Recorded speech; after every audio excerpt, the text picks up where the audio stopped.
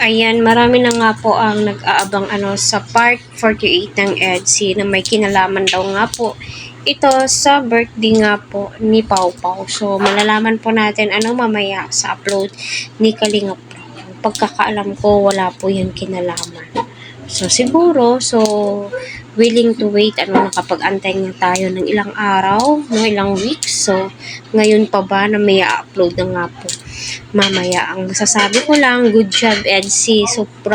Sobrang proud namin sa inyong dalawa. Kasi kita naman po natin, napakalayo na nga po nang narating ng EDSI. Sa kasiyahan, sila yung stress reliever natin, pampalipas oras, kilig moments, kaya hindi po maiiwasan na tayo'y mangamba kung bakit wala pa po part 48 as of bulong-bulungan. Ngayon daw po i-upload. Nung nakaraan, nung Monday daw po, i-upload ng 8 p.m. until now. Willing to wait naman po at handa naman din pong magmarathon, 'di ba? Sana all na lamang po.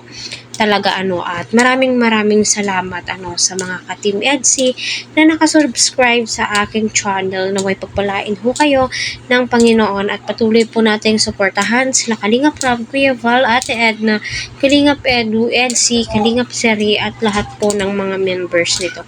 Masaya po ako dahil nga po unti-unting nangyayari yung gusto po natin, like yung panliligaw ni Edu, yung samahan po nila lahat ng K-boys. Grabe, masasabi mo solid na solid yung suporta po nila sa bawat isa. Mararamdaman mo kung gaano kahalaga ang bawat isa sa kanila at handang protektahan ni Kalingap Edu ang kanyang mga kasamahan, especially yung mga live nga po ni Kalingap Edu na nakakakilig naman po talaga kasi nagbibigay na ho siya ng mga updates patungkol nga po sa EDSI.